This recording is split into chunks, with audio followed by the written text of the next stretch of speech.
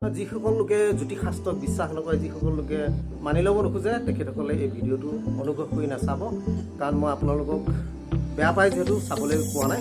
যদি যিসকলে বিশ্বাস কৰে, ভাল পায়, তেতিয়াহ'লে আপুনি আমাৰ লগত অব্যাহত থাকক আৰু জানিবলগীয়া কথাখিনি আমাৰ জ্যোতিষীৰ পৰা জানিবলৈ চেষ্টা কৰক।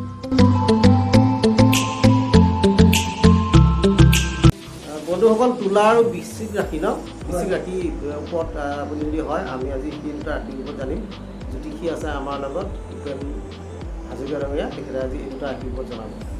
আজি আমি তুলা ৰাশি আৰু বৃশ্চিক ৰাশিলৈ আগবাঢ়িম। তুলা ৰাশি আৰু বৃশ্চিক ৰাশি জাতক জাতিকাই তেওঁলোকৰ উপযুক্ত পাত্ৰ প্ৰাৰ্থীৰ কাৰণে তেখেতসকলে আগবাঢ়িব পাৰে আৰু আগবাঢ়োঁতে তেখেতসকলে নিজৰ যদি জন্ম সৰণি আৰু জন্ম পত্ৰিকা থাকে, তেতিয়াহ'লে বিবাহ স্থানটো সপ্তমত পৰে। ৰাশিৰ পৰা সপ্তম স্থানত যদি শনি আৰু মঙ্গল গ্ৰহ থাকে, তেতিয়াহ'লে শনি আৰু মঙ্গলক প্ৰতিকাৰ কৰিব। তেতিয়া নিশ্চয় তেখেতসকলৰ বিয়া খুব সোনকালে হৈ যাব।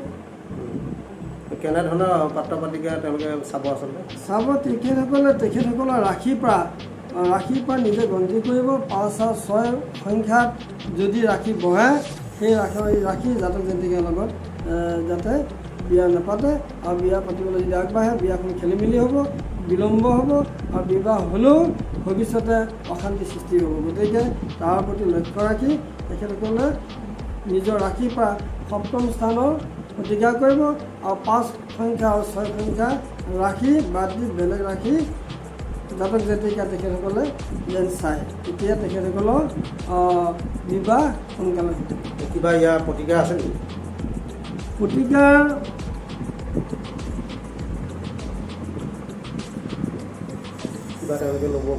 প্ৰতিকাৰ ল'ব পাৰে। প্ৰতিকাৰ ল'ব বুলিলে তেখেতসকলে তুলা ৰাশি ব্যক্তিয়ে বিশেষকৈ তুলা ৰাশি ব্যক্তিয়ে বিশেষকৈ ৰবি। আজি আমি কোনটা ৰাশিৰ কথা কৈ আছিলোঁ? এতিয়া আমি তুলা ৰাশি আৰু হেৰিয়াৰ কথা কৈ আছোঁ, বৃশ্চিক ৰাশিৰ কথা কৈ আছোঁ। তুলা ৰাশি কি কৰিব লাগিব? তুলা ৰাশি ব্যক্তিয়ে বিশেষকৈ সূৰ্যক প্ৰণাম কৰি যাব লাগিব ঘৰৰ পৰা যাওঁতে। নহ'লে তেখেতে অকণমান বেলৰ শিপা লৈ যাব পাৰিব। কাৰণ তুলা ৰাশি ব্যক্তিৰ ৰবি কমজোৰ থাকে।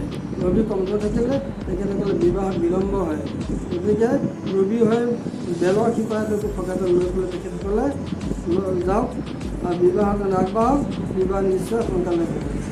আৰু ঠিক তেনেধৰণে বৃশ্চিক ৰাশি ব্যক্তিয়ে ঘৰৰ পৰা যদি ওলাই যায়, যাওঁতে অকণমান নিজে অকণমান এৱা গাখীৰ মুখত দি পেলাই আগবাঢ়ক।